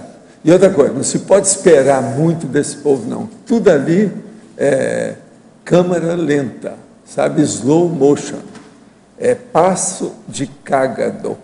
Não tem outro jeito. Tartaruga. Professor. Quando você nos coloca e fazem a mega euforização, há uma vivência e há toda uma aproximação de uma realidade que permite para a gente uma nova apreensão de realidade e tentar segurar isso por um tempo. Sim, faz parte do processo, então, da apreensão. Mas eu fiquei pensando entre a percepção, a apreensão e as fissuras do psicossoma. Vamos dizer assim, que a pessoa ela entra num processo emocional ou tem alguma falha na sua construção e a percepção, então, ela fica deficitária naquele momento. Sim. Quando ela conseguir recuperar, de alguma forma, o que lhe falta, né, sarar, qualquer coisa que seja, e recompor o seu psicossoma, vai mudar totalmente a percepção e a apreensão do fato. Mas ter vivenciado a mega euforização traz para a gente uma questão da gente ser o próprio ambiente, que é aquilo que você fala, olha, as pessoas são ambiente, elas criam um ambiente de saúde no seu entorno. E a ideia é você fazer isso sem ficar eufórico. É isso mesmo? Mas agora o caso todo que tem aí, Érica, muito sério, é o seguinte. Todo mundo está acostumado com o processo da matéria. Em primeiro lugar, ele acha, quando ocorre alguma coisa, que aquilo é alucinação. Se não é alucinação, é auto-hipnose. Se não é auto-hipnose, é uma lavagem cerebral que está vindo de fora por influência subliminar ou qualquer coisa nesse sentido. Enfim, é um processo todo de exagero da imaginação, do processo pictográfico e outras coisas mais. Então, essa primeira fase, esse povo todo tem que ultrapassar isso. Então, ele tem que repetir o fenômeno, repetir, repetir. Agora, muitos têm o fenômeno, percebe aquilo, acha que é alucinação e não quer pegar aquilo de novo. Então, ele continua do mesmo jeito, não muda nada. Então, esse processo, a gente não pode ter muita esperança dessas pessoas, não. Por isso que eu só tenho um pouco mais de esperança é de quem fez o curso intermissivo. Quem não fez, que chegou aí rombudo, com casca-grossismo, óbvio, evidente, isso não pode se esperar muito. Não deve colocar suas fichas nesse número, que não é bom. Tá. Você não vai ganhar o jogo. No caso da gente que está aqui fazendo esse investimento, não é a única coisa, mas assim, já é algum indicador. E os cursos, entre cursos intermissivos que nós vivenciamos aqui, tanto no intrafísico quanto no extrafísico. Quer dizer, eu tenho a impressão isso tudo ajuda, a rememoração amplia a conotação das lembranças da pessoa com aquilo que ela estudou. Agora, o caso todo é melhorar a apreensão lógica. É isso que a gente precisa. Tá. Eu queria uma dúvida sobre o verbete, se eu puder perguntar. Não. Na página 5, polinomiologia, eu gostaria, por favor, que o senhor aprofundasse. O polinômio perceptus, paraperceptus, afetus, conceptus. O caso todo é o seguinte, os perceptos, por exemplo, que é que nós falamos aí agora há pouco, nós já falamos sobre isso. Uma pessoa perguntou. Percepto é aquilo que ela percebe fisicamente. O parapercepto é o objetivo ou objeto que ela percebe extrafisicamente. O afeto é o processo de sentimento que ela junta com isso aí. E o concepto é a ideia nova da Verpon, etc., o conceito novo que ela às vezes arranjou. Agora, a hora que você junta essas quatro coisas, tudo se expande. Porque aqui, o afeto do psicossoma, ele vai ficar subordinado ao mental soma. O discernimento vai mandar nisso aqui. Então, a concepção, ela vem com maior racionalidade na cabeça da pessoa. Aí ela muda. Esse polinômio, então, é dos mais sérios que tem, do ponto de vista prático, né, e objetivo. Então, é um crescendo da percepção, é uma evolução do pensamento, são as ideias novas que ela vai adquirir. Melhora, vai abrir o caminho. Todas elas articuladas para compreender o fenômeno, uma coisa assim? Isso aqui seria o totalmente antipódico, quer dizer, no outro extremo da questão do, vamos dizer, o processo da pessoa, que é totalmente casca grossa. Casca grossa cá embaixo e esse aqui lá em cima. É outro, é antipódico, totalmente. Eu queria voltar àquela questão da relação da ciência convencional com a ciência conscienciológica, né? Na ciência conscienciológica, sempre a gente ouve que, para ver se o fenômeno tem substância, se é real mesmo, você continua vendo o que está acontecendo, né? Isso sempre fala da coerência também, e do princípio da descrença.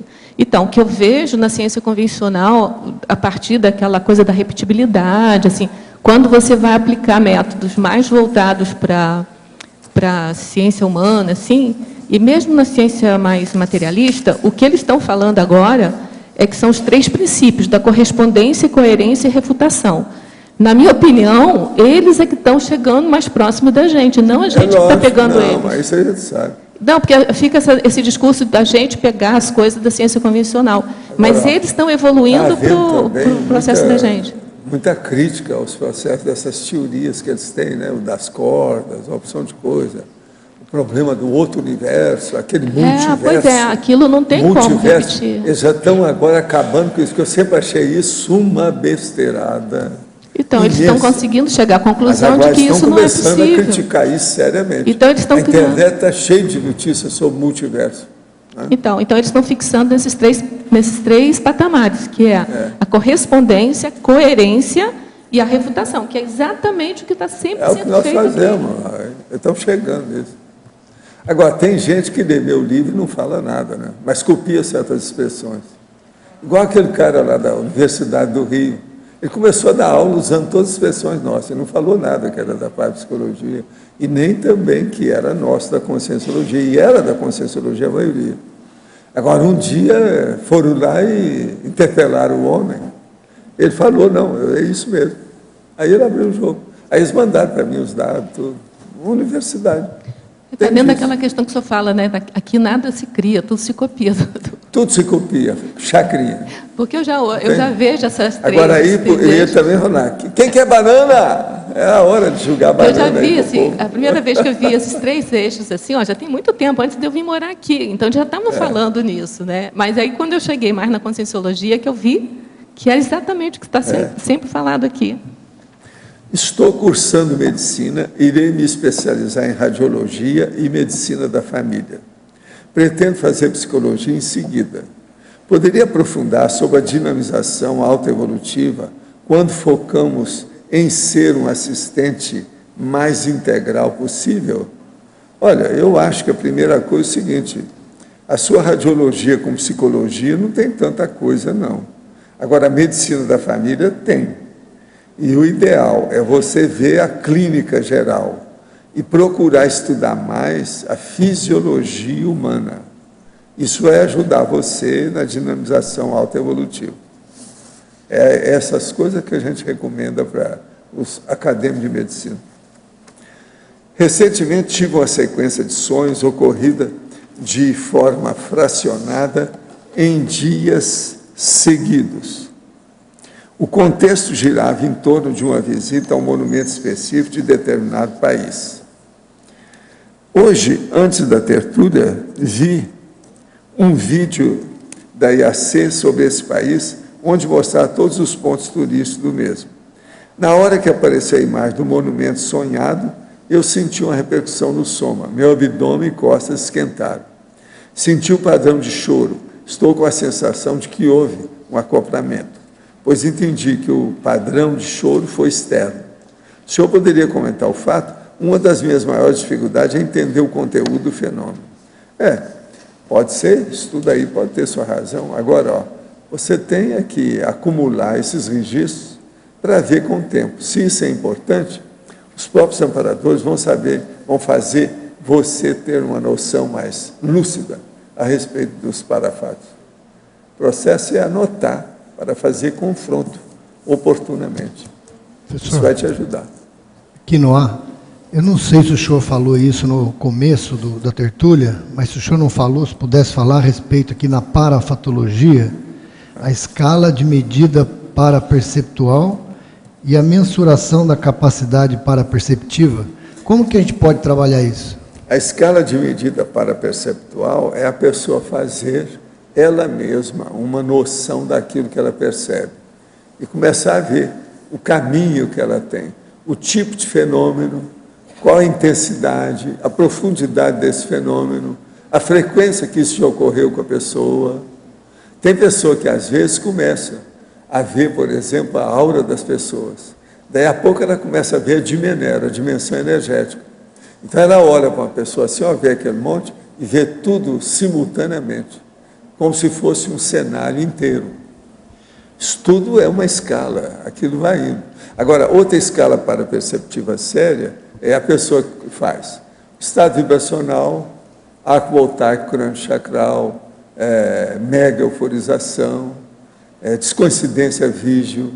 Ela sentir, por exemplo, a energia aqui, quando a gente tem um banho, um parabanho energético que a gente passa, ela sente na hora, instantaneamente. Isso tudo aí está dentro desse processo.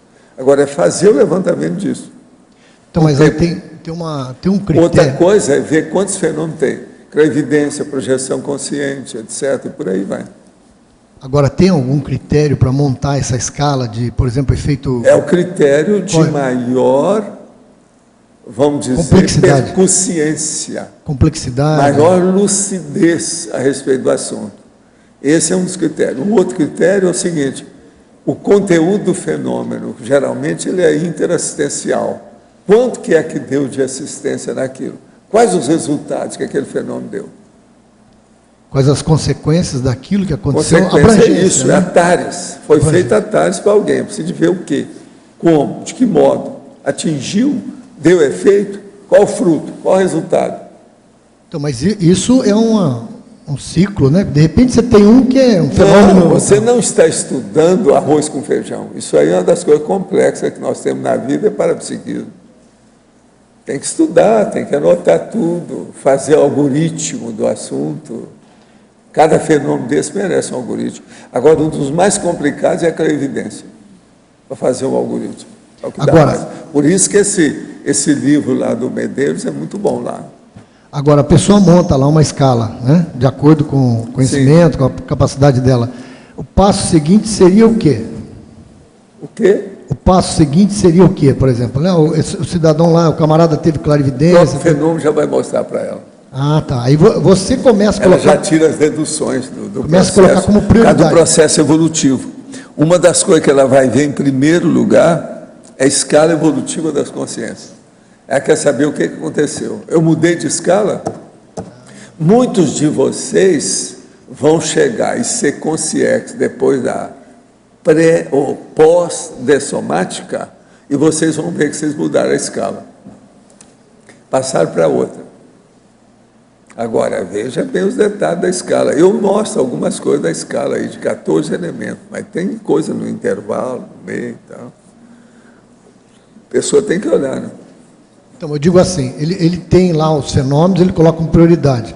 Aí o passo seguinte seria ele colocar um fenômeno que ele não tem naquela escala, que ele não conseguiu. Aí ele pode começar a ter através do extrapolacionismo parapsíquico. Mas isso é pouco. Ele tem que ver o seguinte, o que é que eu já consegui? Eu pratico TENEPS? Eu já sou desperto?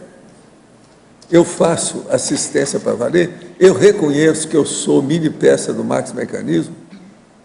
Eu noto a presença no meu amparador de função? Uma série de condições. Então faz um brainstorm. No primeiro instante vai listando. É um mundo, tem que escrever. Um brainstorm, depois eu organizo aquilo. Muito sério. Professor, letra B. Letra B aqui em cima. Sou retardatária, pode ser que já tenham perguntado. Na página 7, o número 10. Número natureza.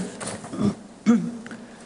Número 10. Natureza. Da predominância afetiva para cognitiva magna. Magna. Então, vamos entender aqui. A natureza, ela tem uma predominância dentro da paracognitiva magna. Então, qual que é a cognitiva que você tem maior? Com a natureza que a gente tem isso. Então, você começa a perceber as coisas junto com a natureza. Começa pela afetividade em qualquer área. Afinidade, o processo da, vamos dizer, o ectoplasmia, a lignina, entendeu? O fitoectoplasma. E quem gosta você notar a diferença de um holopensene com o outro, como é que fica, e por aí vai. É a natureza. A natureza é uma mãe. Agora, a gente tem que saber viver com essa mãe. Então, a questão afetiva, ela vai contribuir para que a pessoa aprofunde o conhecimento. Ela ajuda, divide o processo da energia para fazer interação. É igual o filho com a mãe com o filho, ajuda. Entendi. Obrigada. Certo?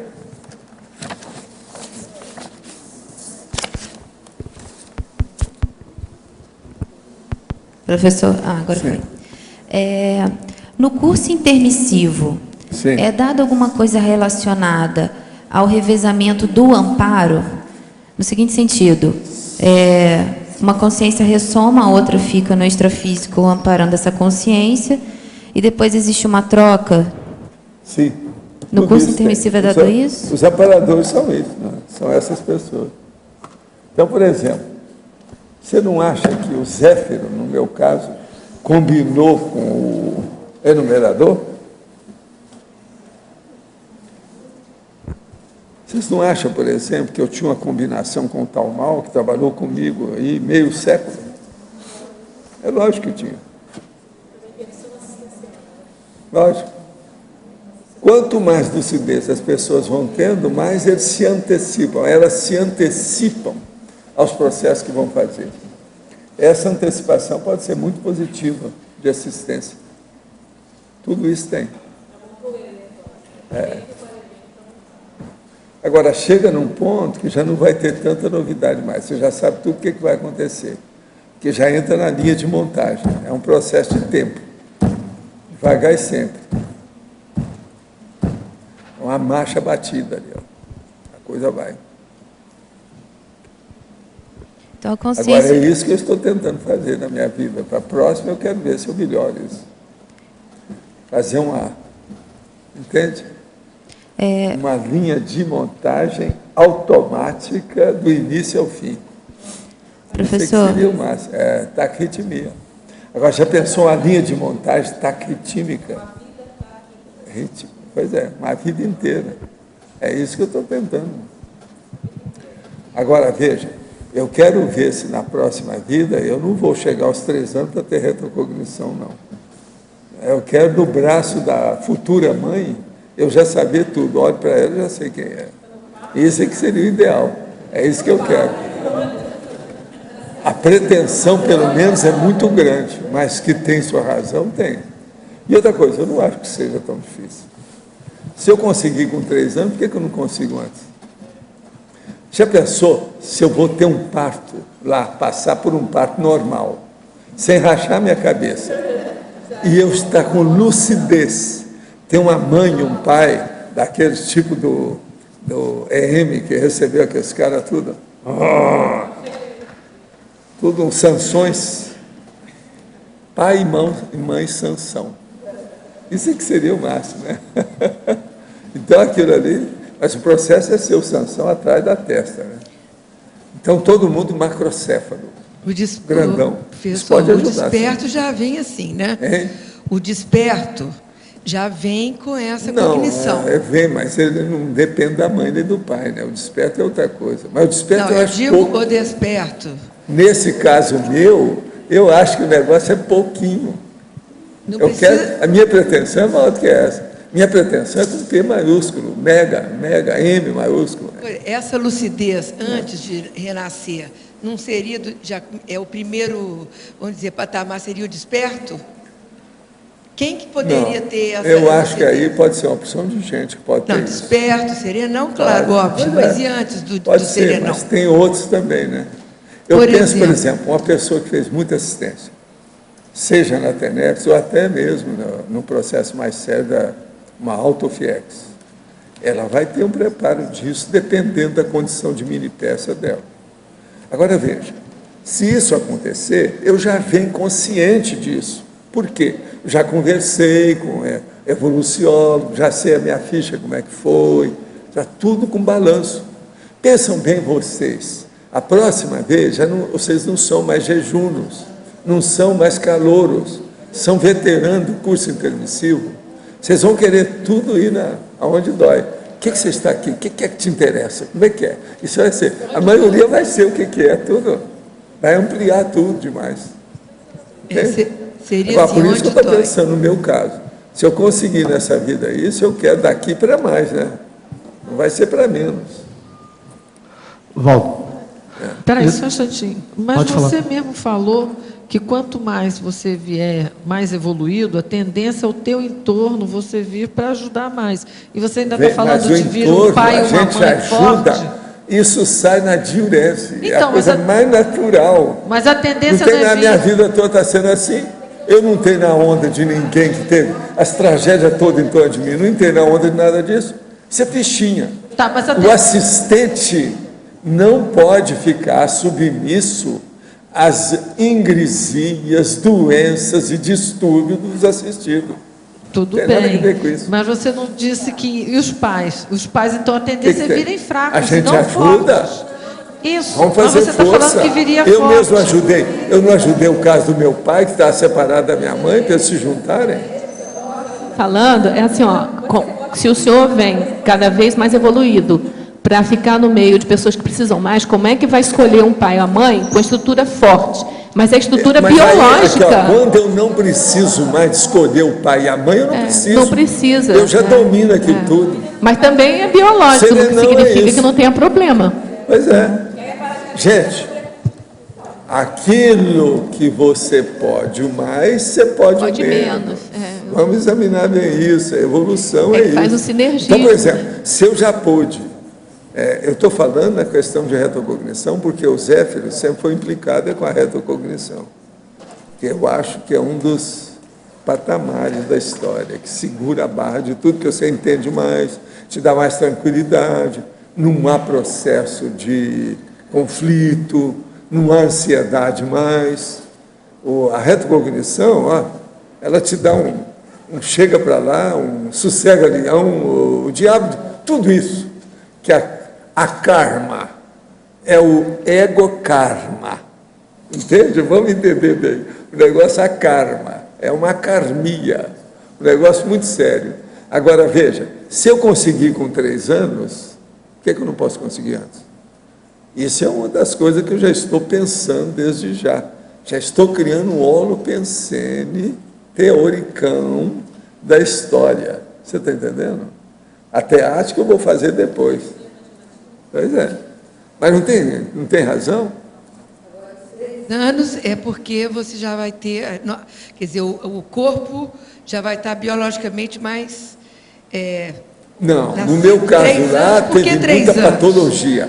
Agora pensa, se eu nascer um parto normal, bolas, a coisa vai ser diferente. Pois é, mas é o então eu já venho comigo mesmo, sem rachadura na cabeça, sem nada, não preciso chorar. Aí eu não vou chorar, vai ser um menino bobo alegre, vai rir à toa. Rir à toa. Aí, nesse caso, vai haver uma qualificação das informações que o senhor vai acessar a nível de retrocognição, é isso? O senhor vai acessar mais detalhes? Se eu começar a pensar nisso, Cris, eu já estou preparando o meu caminho. O pensamento positivo, que é a pensenologia cosmoética, ela é que faz as coisas, o resto tudo é conversa. Agora, se eu tenho um pensamento, esse é que é o chamado pensene antecipado, eu já estou julgando para o meu futuro imediato. E só vai me ajudar. Agora, eu tinha lá uns 25 anos, já pensava isso. Agora, depois de 55 anos, já pensava, quanto que eu já não pensei de lá para cá, a minha vida inteira. Eu vou chegar nisso. Agora, além de o senhor acessar essas informações mais cedo, né, antes dos 3 anos de idade, o senhor prevê, o senhor está pensando em ter mais detalhes dessas lembranças, é isso? Mas não é só isso, eu vou ter mais equilíbrio cerebral, é a parte encefálica. Então, por exemplo, o processo da agudez, entende? O processo aquele processo da hiperacuidade. Da hiperacuidade. Isso aí vai mudar tudo. Pensa nisso.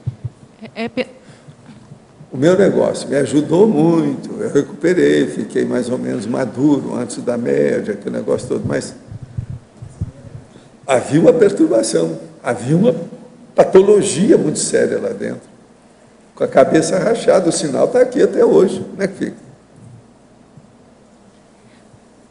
É pensar muito pequeno, por exemplo, no meu caso, eu não penso na próxima vida, não. Eu fico fazendo um esforço para estudar sobre o cérebro, porque eu quero estudar ali na interlúdio. É pensar pequeno, eu tenho que pensar na próxima vida. Então, a turma aqui já deve começar a pensar assim, não, eu quero estudar na interlúdio para ver as novidades que tem. Fazer isso, quero saber todos os novos requisitos, e não são da informática.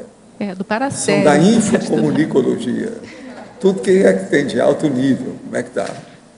Que é o processo paracerebral. Então, já é um bom começo. Quero conhecer o AIEC, perguntar para ele o que ele está fazendo. Participar, nem que seja como lixeiro. É bom fazer uma entrevista com a AIEC. Tá bom. Entendeu?